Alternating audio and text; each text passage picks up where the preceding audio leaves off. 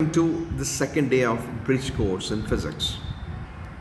आज हम इसमें यूनिट्स के बारे में पढ़ने वाले हैं और सिस्टम ऑफ यूनिट्स के बारे में पढ़ने वाले हैं। सबसे पहले तो देखो यूनिट होता क्या है। Before I read out all this, ये क्या लिखा है आप सीधे से हम बात करते हैं कि यूनिट क्या होते हैं। फॉर एग्जांपल जब आप मास मेजर करते हैं तो किलोग्राम में होता है, ठीक है। आप फ्रूट खरीदते हैं, कहते हैं फ्रूट वाले को हमें 2 किलो फ्रूट दे दो, 4 किलो फ्रूट दे दो, ऐसे ही बात करते हैं, किलोग्राम में बात करते हैं, ठीक है। लेकिन जब पेन खरीदने जाते हैं उसको बोलते हैं हमें 2 पेन दे दो, 5 पेन दे दो, 1 पेन दे दो, क्वांटिटी की बात करते हैं, उसके साथ यूनिट नहीं लगाते आप, है ना। इसका मतलब है यूनिट कुछ मेजरमेंट के वक्त होता है। ओके, एक और एग्जांपल देते हैं, दूध कितना लेना है, 1 लीटर लेना है कि 2 लीटर लेना है, ठीक है। ऐसे बात होती है। कई चीज़ें हैं, जैसे ये हैंड सैनिटाइज़र है, उसकी बॉटल के बाहर देखें उसमें ml लिखा रहता है, मिली लीटर्स। तो यानी हर क्वांटिटी जिसमें मेजरमेंट हो रही है उसमें यूनिट्स लिखे रहते हैं। तो what is a unit? Unit is a reference standard, WRT का मतलब होता है with respect to which the measurements of a physical quantity are made. इसका मतलब कि ये जो यूनिट है ये एक स्टैंडर्ड यूनिट होना चाहिए, यानी 1 मीटर जो अगर मैं कहूँ तो एक डेफिनेट लेंथ की बात हो। ये नहीं है कि कोई मीटर मेजरमेंट छोटा हो, कोई मीटर बड़ा हो, ऐसा नहीं होना चाहिए ना। दुनिया भर के मीटर रॉड्स एक बराबर होने चाहिए। अगर मैं लीटर की बात करूं तो जिससे मेजरमेंट की जा रही है लीटर की, वो सभी जार या वो सभी मेजरिंग सिलेंडर्स का वॉल्यूम एक जैसा होना चाहिए, है ना। तो ऐसे ही इसका मतलब हुआ ये स्टैंडर्ड होना चाहिए। स्टैंडर्ड का मतलब होता है समथिंग दैट नेवर चेंजेस, वो कांस्टेंट या सेम ही रहता है, जिसकी हेल्प से विद रिस्पेक्ट टू विच, यानी जिसकी हेल्प से आप फिजिकल क्वांटिटी को मेजर कर सकते हो। फिजिकल क्वांटिटी कौन सी होती है? Which are measurable quantities. Measurable quantities क्या है? Length, mass, time, breadth, area, ये सब के सब इस तरह की चीज़ें जो है वो फिजिकल क्वांटिटीज कहलाती हैं। याद रखें बेटा, हर एक क्वांटिटी दुनिया में फिजिकल क्वांटिटी नहीं होती। जैसे सपोज कोई बच्चा कहता है मुझे भूख लगी हुई है, you can not tell how many units of hunger you have. अब ये किलोग्राम में, ग्राम में, मीटर में, सेकंड में, आवर में नहीं बता सकते कितनी भूख है ना। कोई कहता है मैं आज बहुत खुश हूँ, again this feeling, this thing you can not express in units.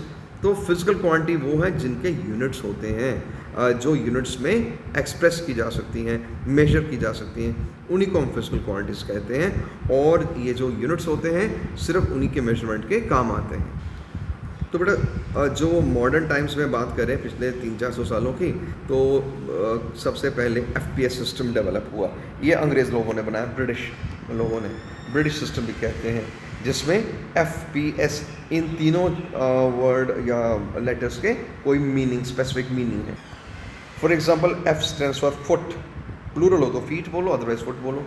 P for pound, जैसे आप कभी केक खरीदे बाजार से, कहते हैं ना हमें 1 पाउंड वाला चाहिए, 2 पाउंड का केक चाहिए, तो वो पाउंड में काफ़ी चीज़ें मेजर आज भी होती हैं।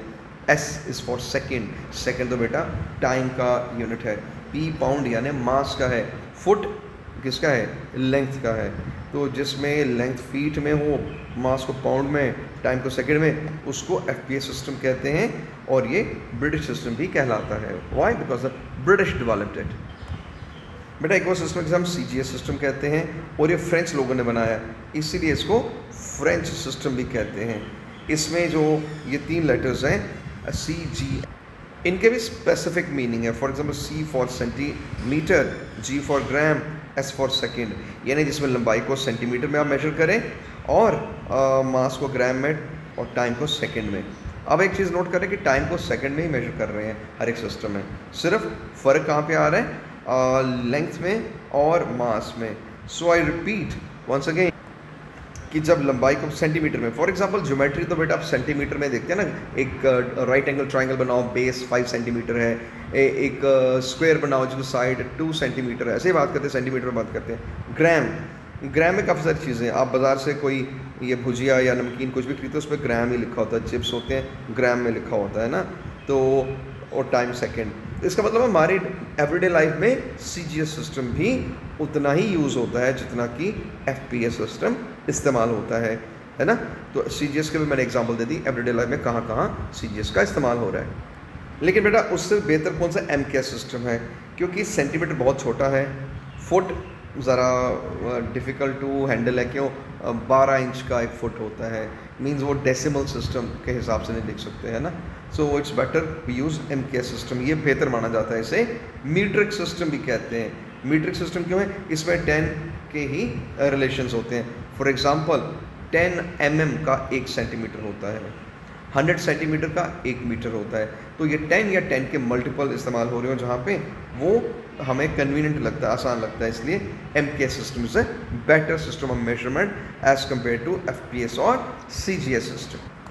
लेकिन बेटा जैसे जैसे समय बदला नई नई क्वांटिटी सामने आई। फॉर एग्जांपल इलेक्ट्रिक चार्ज है ना, वो डिस्कवर हुआ, करंट डिस्कवर हुई, मैग्नेटिज्म डिस्कवर हुआ, तो फिर कुछ साइंटिस्ट लोगों ने नए सिस्टम डेवलप किया। For example MKSA, M for metre, K for kilogram, S for second. ये वैसे जैसे MKS में था, A लगा दिया नया चीज़। A क्या है? एम्पियर। एम्पियर इलेक्ट्रिक करंट के मेजरमेंट में इस्तेमाल होता है।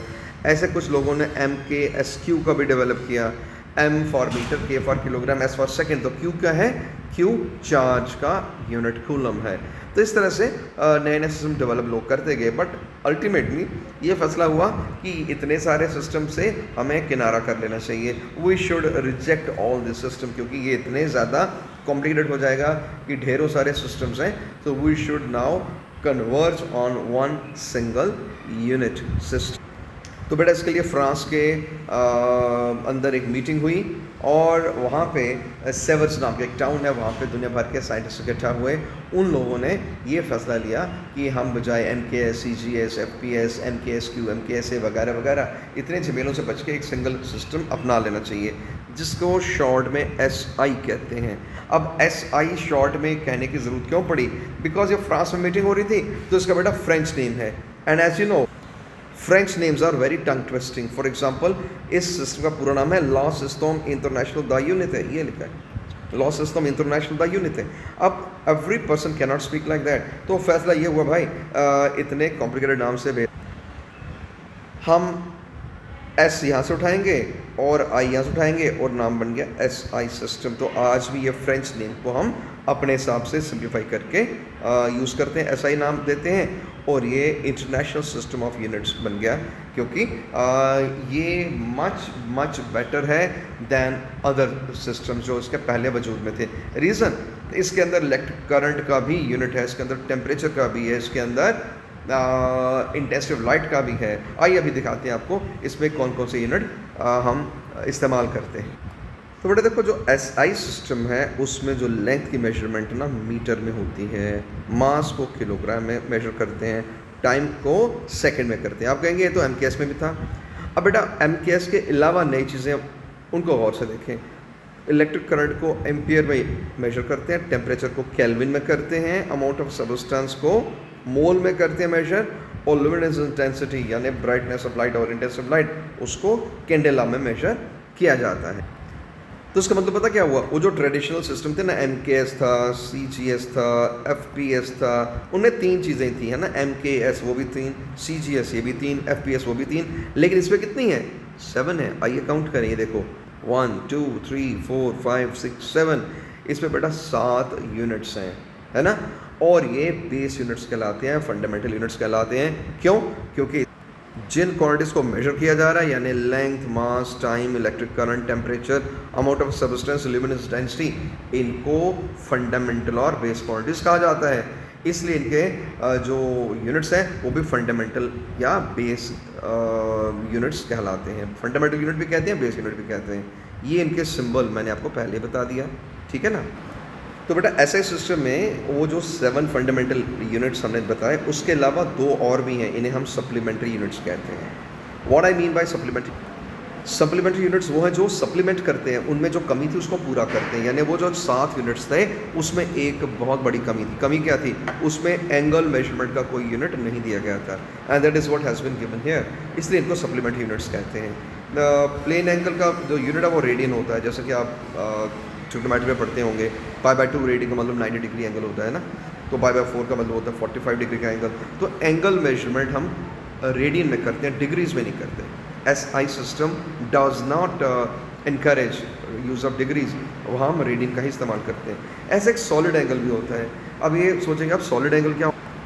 बेटा सॉलिड एंगल होता है सरफेसेस के बीच का एंगल, प्लेन एंगल होता है लाइंस के बीच का या लाइन सेगमेंट्स के बीच का एंगल, और जो सॉलिड एंगल है वो सॉलिड सरफेसेस के बीच का एंगल होता है, उसका यूनिट स्टेरेडियन है। तो रेडियन का ये सिंबल आ गया, स्टेरेडियन का सिंबल ये आ गया। तो ये दो मिला के जिनको आप कह रहे हैं सप्लीमेंट्री यूनिट, और 7 पहले जो थे फंडामेंटल और बेस यूनिट्स, ये कुल मिला के कितने बन गए 9। तो ये 9 कुल मिला के ही बनता है हमारा SI सिस्टम। तो आइए बेटा अब हम बात करें टाइप्स ऑफ यूनिट्स की। अभी तो हमने सिस्टम ऑफ यूनिट्स पढ़े, तब टाइप्स देखें। टाइप एक तो है ना फंडामेंटल यूनिट्स को बेस यूनिट्स कहते हैं, जिसको SI में हमने अभी सिखाया कि मेजरमेंट इससे की जाती है। सप्लीमेंट्री यूनिट्स ये भी SI का एक हिस्सा है। बेटा इन दो के अलावा एक और टाइप के यूनिट हैं जिन्हें हम डिराइव्ड यूनिट्स कहते हैं।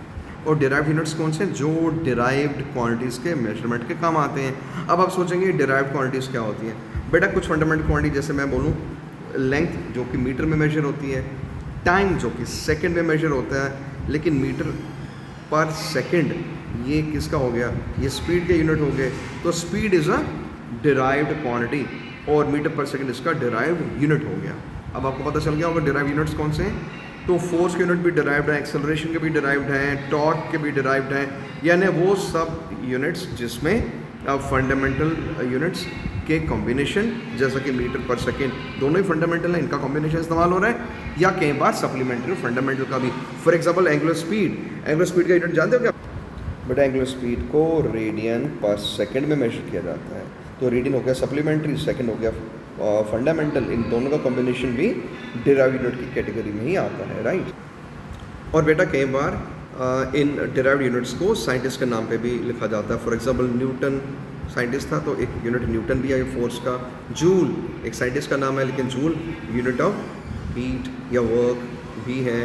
तो आप देख सकते हैं कि लीनियर वेलोसिटी मीटर पर सेकेंड है, एंगुलर स्पीड रेडियन पर सेकंड, जैसे कि हमने पहले बता दिया। और अब देखो अभी बताया न्यूटन और जूल। ऐसे पास्कल भी एक साइंटिस्ट है, तो प्रेशर का यूनिट पास्कल, PA सिंबल आ गया इसका। तो इस तरह से आप देख ही रहे हैं कि ये जितने भी डिराइव्ड यूनिट्स हैं ये डिराइव्ड क्वांटिटी के मेजरमेंट में काम आते हैं। तो बेटा इसके साथ ही आज का टॉपिक हम ख़त्म करते हैं। ब्रिज कोर्स का सेकंड डे जो है ये इतना ही टॉपिक्स हैं जो हमें पढ़ने हैं, और जब आप असाइनमेंट में इसको पढ़ेंगे और पेपर इसका जो आपका होमवर्क दिया जा रहा है, होमवर्क असाइनमेंट, उसको कंप्लीट करेंगे, next day you can ask me if you have any doubts. Till then God bless you all, take care.